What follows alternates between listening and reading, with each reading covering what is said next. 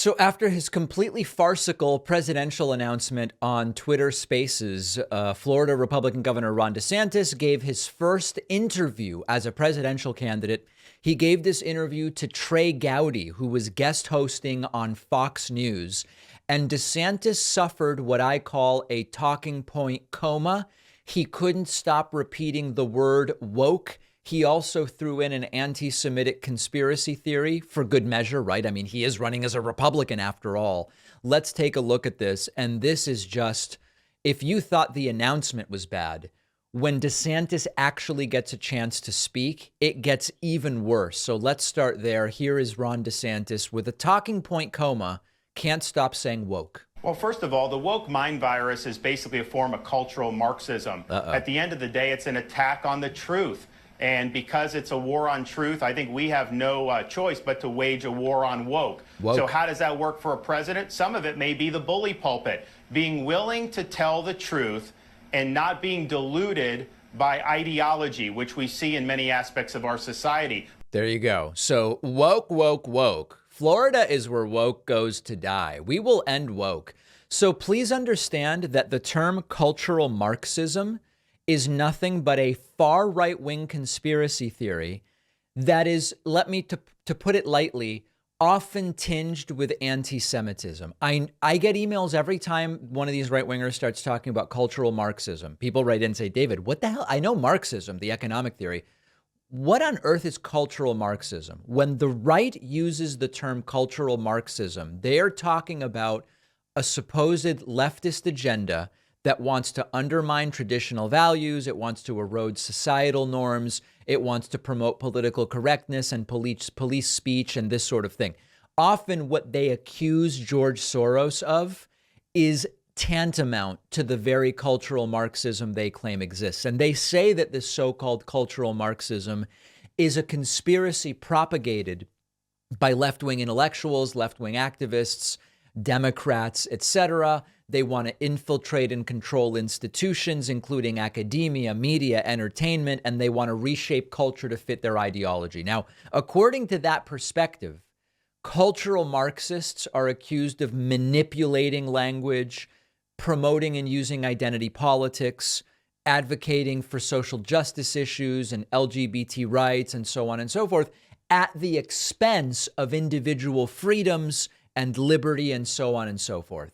The most important thing to understand about so-called cultural Marxism is that it essentially does not exist. And what I mean by that is Marxism focuses on economic structures and class struggle. That's the first thing to understand. It doesn't actually focus on cultural or social issues, although Marxism does acknowledge that culture and society will be shaped by the economic system. That's number one. So even the term doesn't really make sense.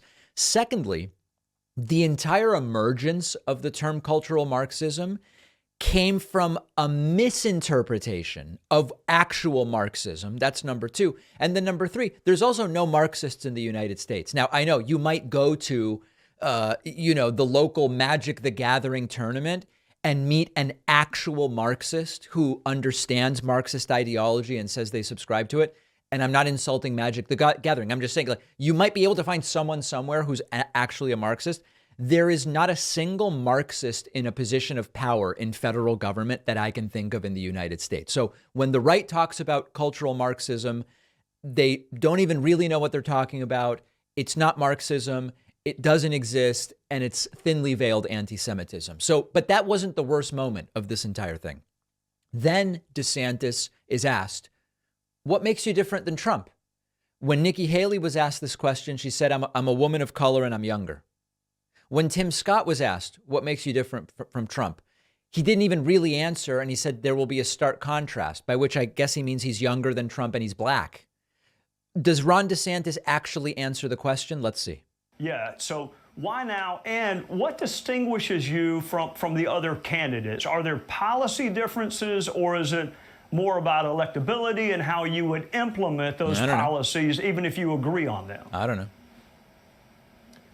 Well, why now? I think it's because the country's going in the wrong direction. if we have another 4 years of the Biden administration, I think some of the damage is going to be irreversible. I think we have an opportunity now, kind of like the late 1970s when Jimmy Carter was president, to really move the country in a much stronger direction. And really bring a lot of bold leadership to bear. Why me? Well, I think what we've been able to do in Florida is two things. One, we've had unprecedented policy success. All the things that we believe as Republicans or as conservatives for many, many years, we've been able to take those values and those principles and actually turn them into reality. Every single day we put up big wins on the board, but we're doing that while also enjoying major political success. You alluded to it. We were able to win re-election by a historic margin. So as you can see, he doesn't actually say what distinguishes him from Trump. When he was asked about the military and exactly what he would do with Ukraine, he talked about gender ideology. I'm not kidding, guys. I'm not kidding. Look at this. All right, you wore the uniform. If you are elected president, you may be the first one in a while to have worn the uniform. How would you address the ongoing war in Eastern Europe between Russia and Ukraine on day one of the Ron DeSantis presidency? Good question. Well, first, I think what we need to do as a veteran is recognize that our military has become politicized. You talk about gender ideology, you talk about things like global warming that they're somehow concerned, and that's not the military that I served in. We need to return our military to focusing on commitment, focusing on the core values and the core mission. Wow. That would be something that I could take care of on day one. There'll be a new sheriff in town as commander-in-chief, and I think you'll see recruiting start to get back to where it needs to be because people don't want to join a war. Yeah, as if the military is not big enough. Military, and I think it's been really, really problematic. Look, in terms of what's going on over in Eastern Europe, I'd like to see a settlement of this. I do not want to see a wider war. Okay, so what he would do, he wants the war to end is what he would do, but woke in the military is really the problem. Disastrous interview. Is that going to convince MAGA voters to switch to DeSantis from Trump? Let's give it a few days and see where the polling lands. One of the best ways to support this show is by supporting our sponsors. Today, one of those sponsors is Sheath Underwear. It is spring. Temperatures are rising. Many of us know all too well about the sweating and the sticking and the chafing, but that's only when you use traditional underwear. When you use Sheath Underwear, it's no longer a problem. Sheath Underwear is ergonomically designed with separate compartments in the front to keep everything dry, cool, and separate, and to keep you comfortable. They come in a zillion different designs, something for everybody. The quality is amazing, super long lasting. Put an end to the readjusting and the sweating and the shifting uncomfortably. Sheath Underwear is really a lifesaver. You will thank yourself. It's a unique product you've got to try at least once to see for yourself. And my audience gets 20% off with code PACMAN. Go to sheathunderwear.com/PACMAN. The link is down below.